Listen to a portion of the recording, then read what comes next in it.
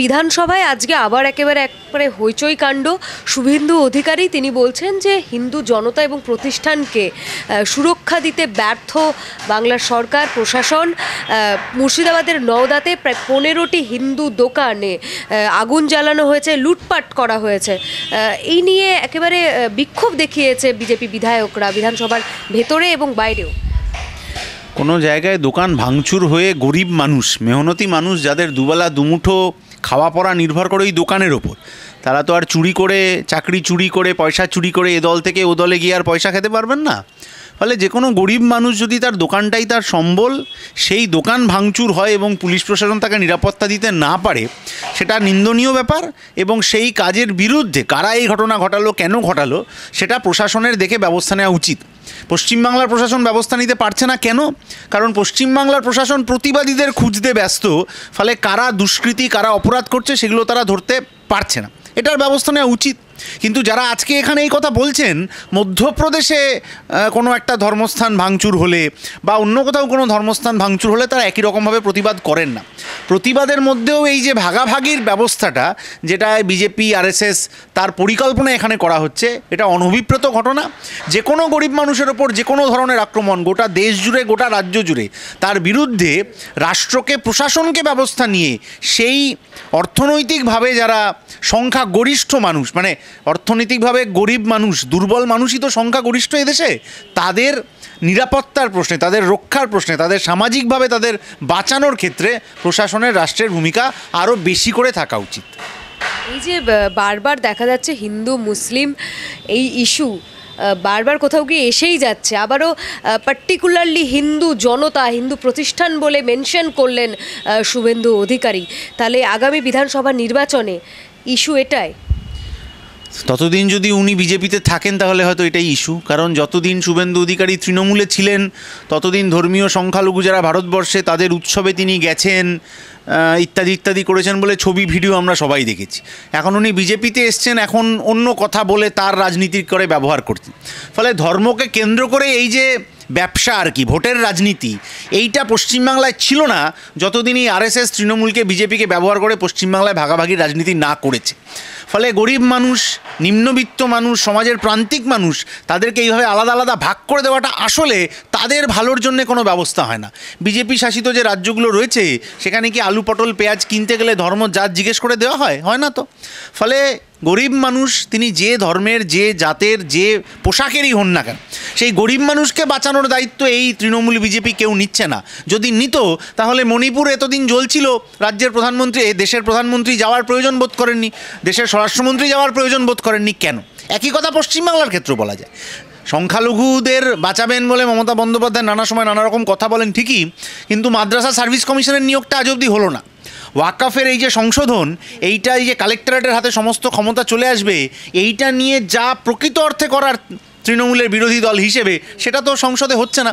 এটাও আবার আমাদের দেখতে হবে যে তৃণমূল এটা ওই আদানি ইস্যুর মতো না করে দেয়, এটাও আমাদেরকে নজর রাখতে হবে। আচ্ছা, একটা বিষয়, শুভেন্দু অধিকারী বারবার হিন্দু হিন্দু বলছেন, তিনি নিজেই ইতিমধ্যেই বলেছেন যে তিনি হিন্দুদের ভোটে জিতেছেন, বিজেপি হিন্দুদের ভোটে যেতে। কোথাও গিয়ে কি এটাই কোথাও গিয়ে একটা বিজেপিতে ভাঙন ধরাচ্ছে? কারণ ভাঙনের সুর দেখা যাচ্ছে বিজেপিতে। মানুষ কি স্বতঃস্ফূর্তভাবে সমর্থন করতে চাইছে না বিজেপিকে এই হিন্দু মুসলিম বাইনারি করার জন্য? কি মনে করেন? ইতিমধ্যে দেখা যাচ্ছে হলদিয়ার বিজেপি বিধায়ক তিনি আবার বলবো না, তৃণমূলে গেলেন। হলদিয়ার বিজেপি বিধায়ক এর আগে বিজেপিতে গেছিলেন তৃণমূলকে হারাবেন বলে, এখন আবার তৃণমূলে এসছেন তৃণমূলকেই হারাবেন বলে।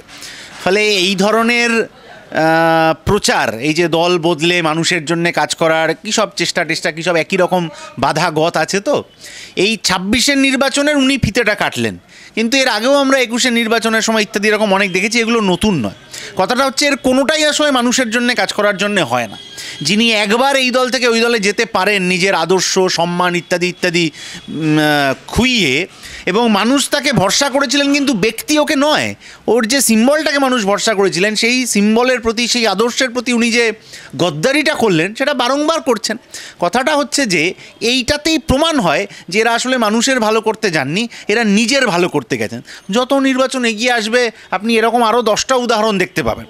19-এর সাথে 21-এর সাথে সেই 2 বছর যা হয়েছিল, এবার কার্যত তার রিপিট টেলিকাস্ট এইটা সম্ভবত শুরু হলো। কিন্তু এইটা দিয়ে আসলে মানুষের কোনো কাজ হবে না। তো যখন উনি দল বদলালেন কি কিছু করলেন, এই প্রশ্নটা উনি কেন, ওনার পরে যারা দল বদলাবেন তাদেরও, যে রাজ্য বাজেটে এইবার বেকারদের চাকরির জন্য কি ব্যবস্থা হলো সেইটা নিয়ে কোনো প্রশ্ন কি কেউ করলেন? রাজ্য বাজেটে এবার ওই যে লাস্ট একটা কি বিজনেস সামিট যেটা হলো, তাতে কত শিল্প এলো, কত লোকের চাকরির ব্যবস্থা হলো, সেই প্রশ্নটা কেউ করলেন? রাজ্যের কত পরিযায়ী শ্রমিক বাইরে রয়েছে, তাদেরকে রাজ্যে ফিরিয়ে আনার কী ব্যবস্থা, সেই প্রশ্নটা কেউ করছেন? সেই প্রশ্নটা করার জায়গায় যদি ধর্ম, জাত ইত্যাদি নিয়ে, বাজেট অধিবেশনও তো দেখলাম যে বাজেট সম্পর্কিত আলোচনা বাদ দিয়ে ধর্ম, জাত নিয়ে আলোচনা হতে থাকবে কেন? কারণ গরিব মানুষকে, নিম্নবিত্ত মানুষ, মধ্যবিত্ত মানুষ, পশ্চিমবাংলার যারা বাসিন্দা, তাদেরকে নজর ঘুরিয়ে দেওয়ার চেষ্টা করা হবে ওই সব নিয়ে। আর তার বিরুদ্ধে কিছু লোক এরকম থাকবে, বামপন্থীরা থাকবে, আরও কিছু মানুষজন থাকবেন, তারা এই লড়াইটা লড়ে যাবেন যে ধর্ম জাত নির্বিশেষে তোমার খাবার, তোমার বাসস্থান, তোমার 100 দিনের কাজের অধিকার, মাথার ওপর ছাদের অধিকার ওরা লুট করছে, ওদের বিরুদ্ধে আঙুল তুলতে হবে, সে তৃণমূলেই থাকুক কি বিজেপিতেই থাকুক। এই যে হলদিয়ার বর্তমান বিধায়ক, তিনি সিপিএম থেকে বিজেপিতে গিয়েছিলেন, আবার তৃণমূলে। এই যে এর আগেও তো সত্যিই বামপন্থী দল থেকে ডানপন্থী দলে সরাসরি বা মধ্যপন্থী দলে গিয়েছে, এমন ঘটনা ঘটেছে। যারা আসলে দল পরিবর্তন করে তাদেরকে কি বামপন্থী বলে মনে করো তুমি?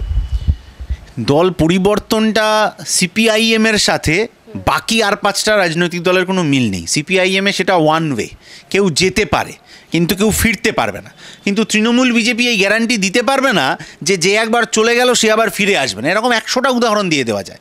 তাহলে রাজনৈতিক দল, কোনো একজন সেই রাজনৈতিক দলের প্রতিনিধি হিসেবে নির্বাচিত হলেন, তিনি কোনো লোভের বশবর্তী হয়ে কি কোনো ভয়ের বশবর্তী হয়ে কি যা কিছুর বশবর্তী হয়ে দল বদলালেন, কিন্তু তিনি যে আবার ওই দলে ফিরে আসতে পারবেন না। সিপিআইএম এই স্ট্যান্ড নিয়ে চলেছে এবং ভবিষ্যতেও চলবে, কিন্তু তৃণমূল, বিজেপি স্ট্যান্ড নিতে পারবে না।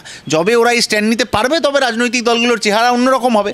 ফলে মানুষ নিজের স্বার্থে এই জায়গাগুলোতে যাচ্ছেন যে বামপন্থী রাজনীতি, সিপিআইএম কিন্তু সেই আদর্শহীন যে নেতানেত্রী, যিনি নেতানেত্রী হলেন এই আদর্শের কথা বলে, তারা কিন্তু আর সেই আদর্শের জায়গায়, সেই রাজনীতিতে কোনো দিন ফিরতে পারবেন না।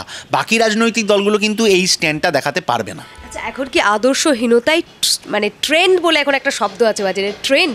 এই যে আদর্শকে আঁকড়ে ধরে থেকে সিপিআইএমের লাভটা কি হচ্ছে?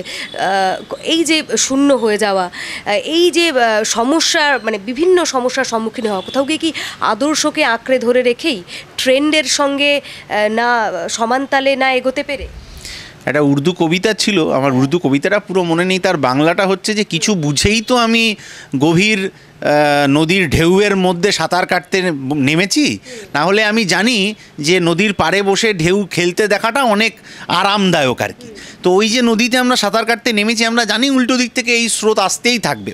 এই সমাজটা, এই রাষ্ট্র ব্যবস্থাটা আমাকে স্বার্থপর হতে শেখাবে। এই রাষ্ট্র ব্যবস্থাটা শুধু নিজেরটুকু গুছিয়ে নেওয়ার কথা বলবে।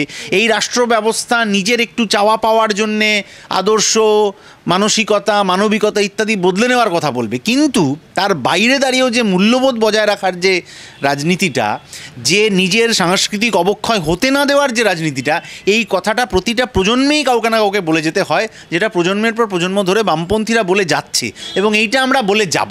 সেইটা আজকে হঠাৎ করে দেখলে তার কোনো ফল না পাওয়া যেতে পারে, কিন্তু এই যে দীর্ঘদিন একই লড়াই করে যাওয়ার কিছু সুফল আছে অবশ্যই। কারণ 34 বছরের বামফ্রন্ট এখানে সরকার চালিয়েছে। সেই সরকার চালানোর সময় বিরোধী দলের বিধায়ক, মিউনিসিপ্যালিটির চেয়ারম্যান, কলকাতা পুরসভার মেয়র, তারাও বিরোধী দলের ছিলেন। বামপন্থীদের কিন্তু কোনোদিন প্রয়োজন হয়নি তাকে ভাঙিয়ে আনার কথা বলার। তিনি আসবেন কি আসবে না পরের ব্যাপার, তাকে ভাঙিয়ে আমার দলে আনতে হবে এই সর্বগ্রাসী মনোভাব, এইটা বামপন্থীদের কোনোদিনও ছিল না। এই কথাটা নিয়ে, এই সততাটা নিয়ে বামপন্থীরা পথ চলে। আমাদের বিজেপি, তৃণমূলের মতো এরকম কাড়াকাড়ির রাজনীতি, সর্বগ্রাসী রাজনীতি করতে হয় না। আচ্ছা কলতন দা, একটা বিষয়, এই যে হিন্দু মুসলিম যে বাইনারির রাজনীতি, সেখানে কোথাও গিয়ে এখন এই যে বিজেপিতে ভাঙনের সুর যেটা দেখা যাচ্ছে, এইভাবে যদি এই যে বিজেপি থেকে তৃণমূল, তৃণমূল থেকে বিজেপি, আমরা একাধিক নেতার নাম বলা যেতে পারে এই লিস্টে আছে, তো আলটিমেটলি একটা কথা তোমরা বলো যে মানুষ কতবার বিশ্বাস করবে? এই বিশ্বাসটা ভেঙে গিয়ে এবার কি মানুষ বামেদের একটা সুযোগ দিতে পারে বলে মনে হয়? কিছুটা হলেও বামেদের দিকে ফিরতে পারে কি মনে হয়? ছাব্বিশের নির্বাচন, তাতে মানুষ কাকে ভোট না দেবেন সেটা তো এখন অনেক দেরি। কিন্তু কথাটা হচ্ছে যে মানুষের মধ্যে থেকেই তো এই কথাটা উঠে এসছে, যে কথাটা বামপন্থীরা আগে বহুদিন ধরে বলে আসছিল, যে এর মধ্যে সিটিং, এই আরজিকরের ঘটনা হোক, মেদিনীপুরের জাল স্যালাইনের ঘটনা হোক, সিবিআই নিয়োগ দুর্নীতিতে যা পরপর চার্জশিট দিয়ে যাচ্ছে সেই ঘটনা হোক, তাতে করে তো মানুষ বলছেন যে আরে ওটা তো কিছু হবে না, কারণ ওদের মধ্যে সেটিং আছে। এই যে এখন সিবিআই এর চার্জশিটটা নিয়ে চারিদিকে এত কথা হচ্ছে, কিন্তু এখন বিজেপি সিবিআই এর চার্জশিট নিয়ে আর কোনো কথা বলছে না। কেন বলছে না, এটা প্রশ্ন।